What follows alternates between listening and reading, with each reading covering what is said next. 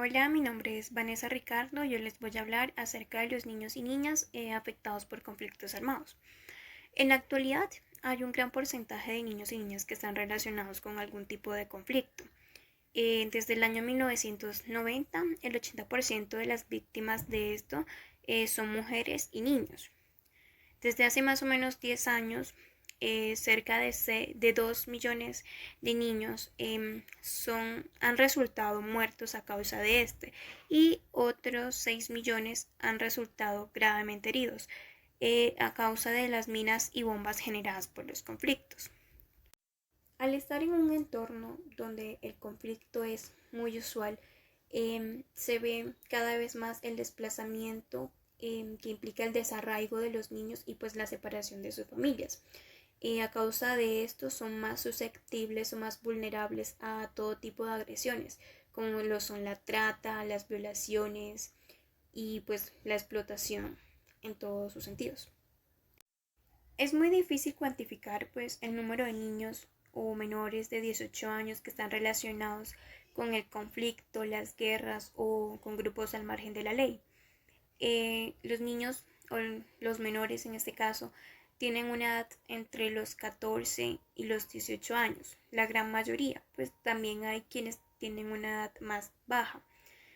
Cuando hablamos de niños reclutados para los conflictos, para las guerras, para este tipo de grupos ilegales, las tareas que desarrollan no son solamente estar en el campo de batalla, sino también se necesitan para la cocina, para ser mensajeros, espías, entre otras tareas que les asignan.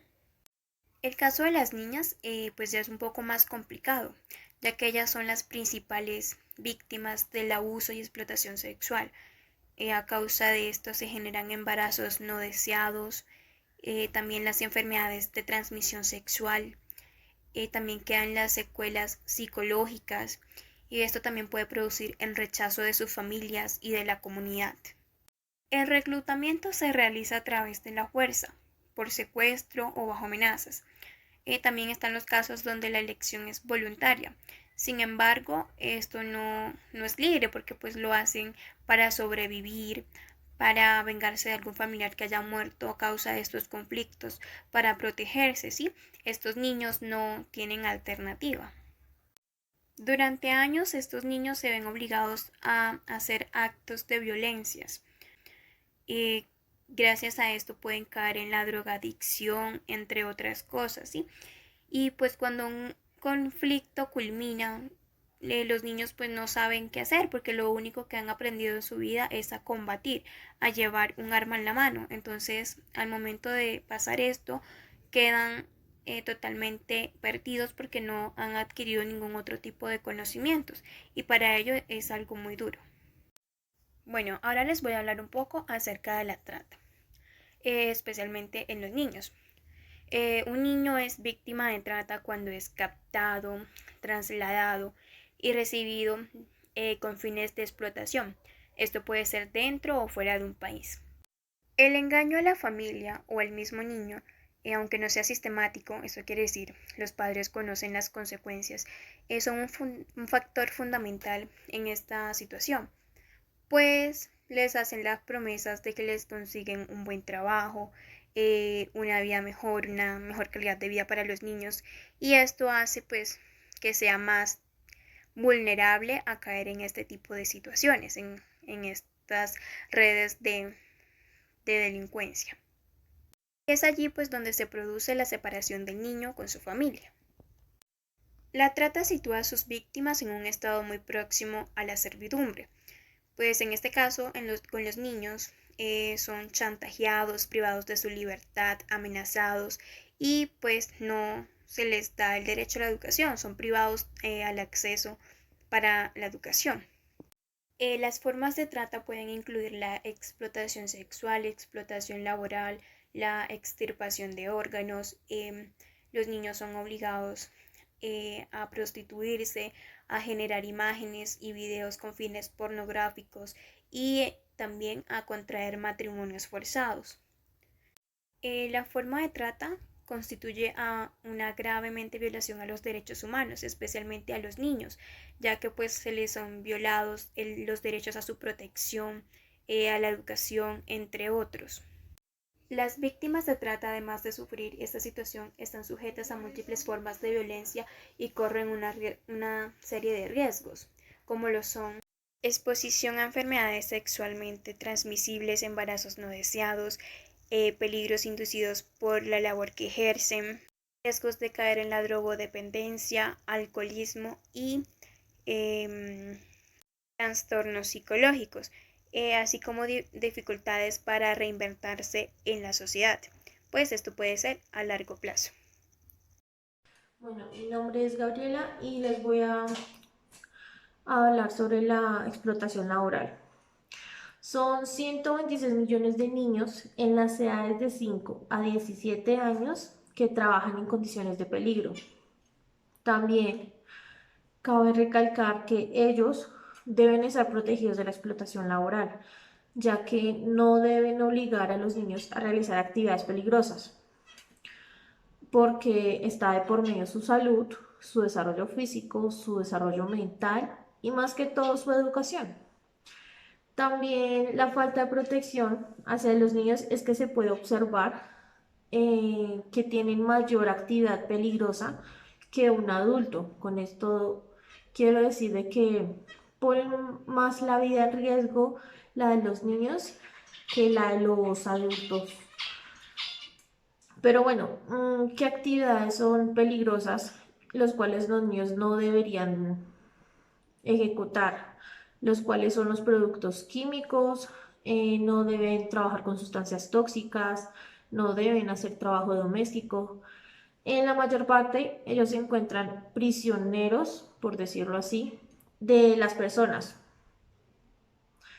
Esto con el fin de eliminar esas deudas que tiene la familia. Entonces ellos dan a los hijos para que trabajen para ellos y así vayan eliminando sus deudas mediante ellos.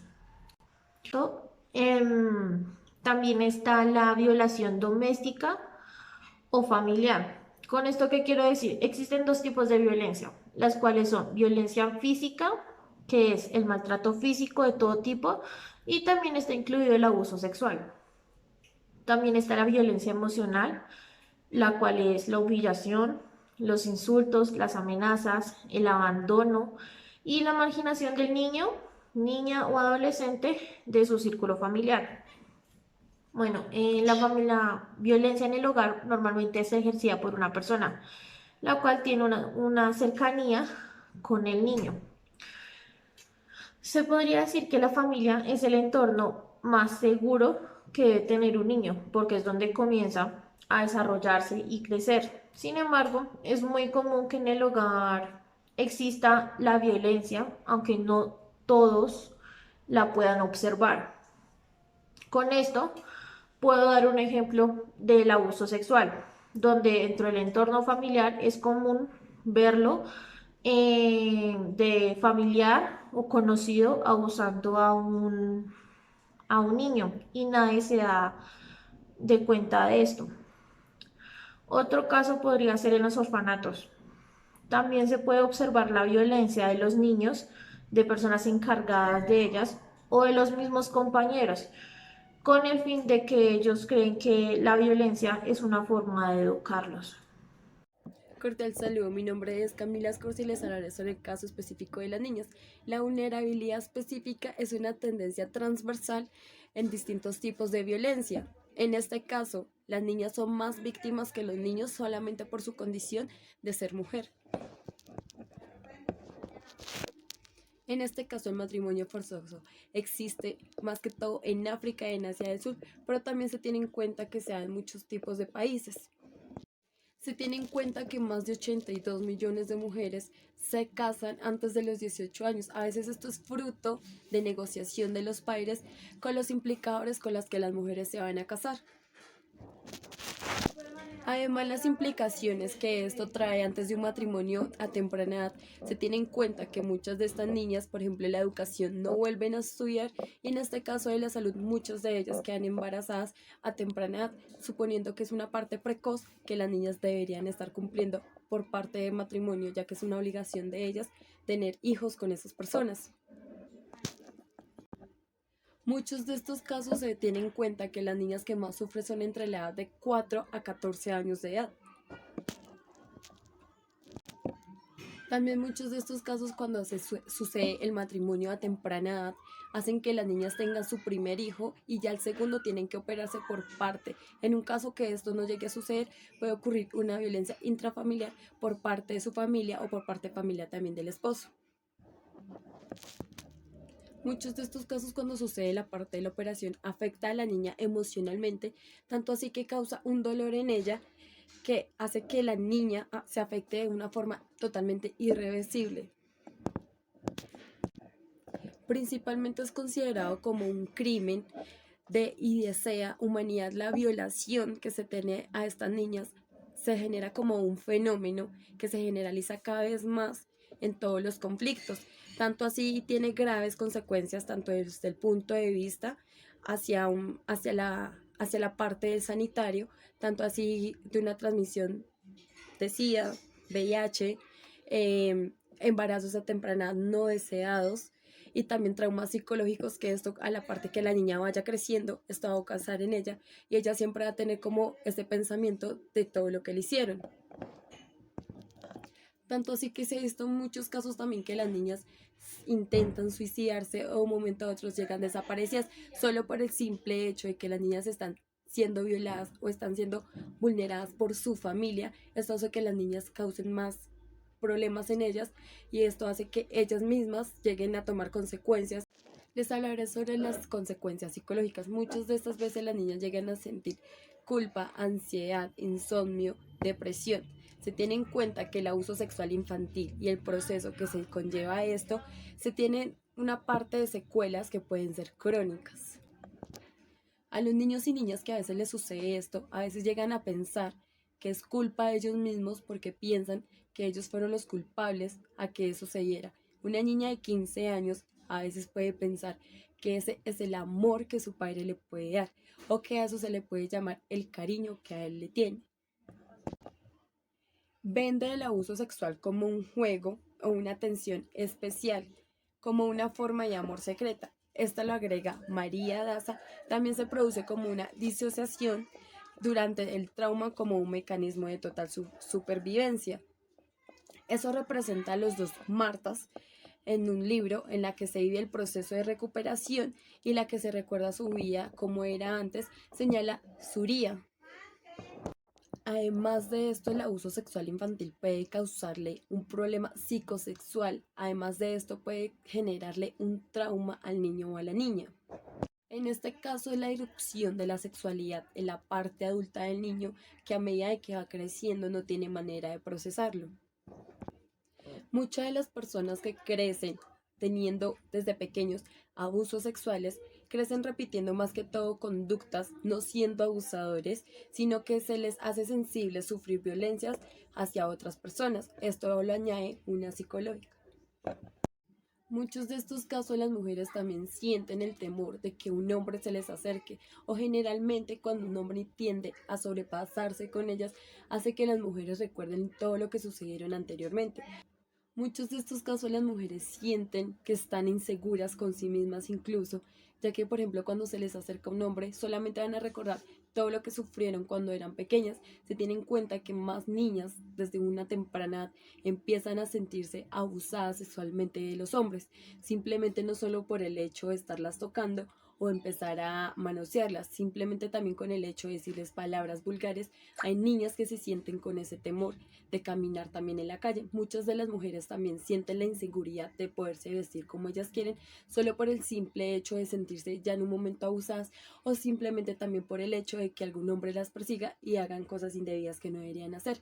También en este caso las mujeres se ha creado una parte de series y de leyes que las mujeres están protegidas. Ten en cuenta también que las niñas desde temprana edad son más vulnerables y estas son más sensibles a que los hombres las violen.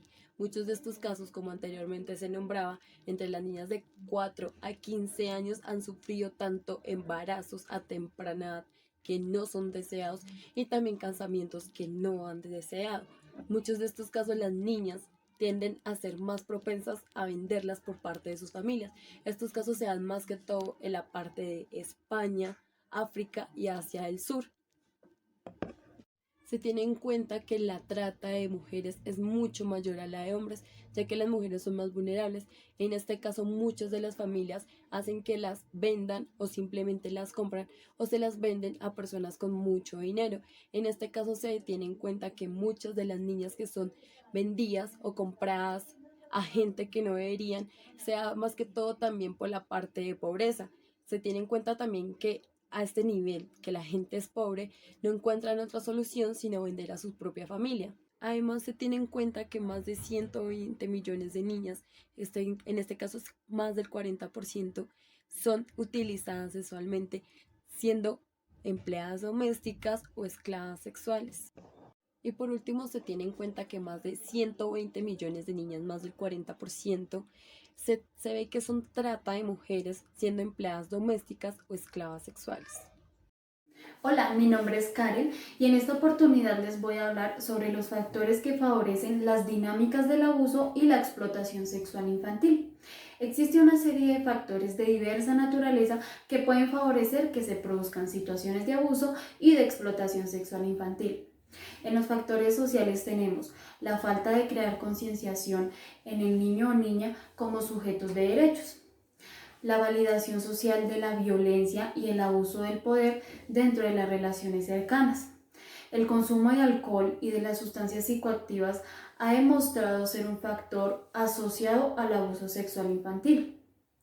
En los factores familiares tenemos las relaciones familiares en donde se ejerce el poder de manera abusiva y no equitativa, dificultades en la comunicación, violencia de género, niños o niñas en situación de desprotección o presencia de otras formas de violencia como es la negligencia, maltrato físico, etc. Y por último, en los factores personales nos encontramos con dos casos. En el caso de los niños o las niñas tenemos, los niños o las niñas que presentan discapacidad son más vulnerables a ser víctimas de todas las formas de violencia. Niños o niñas que no tienen vínculos de apego seguro con sus cuidadores o con carencias afectivas.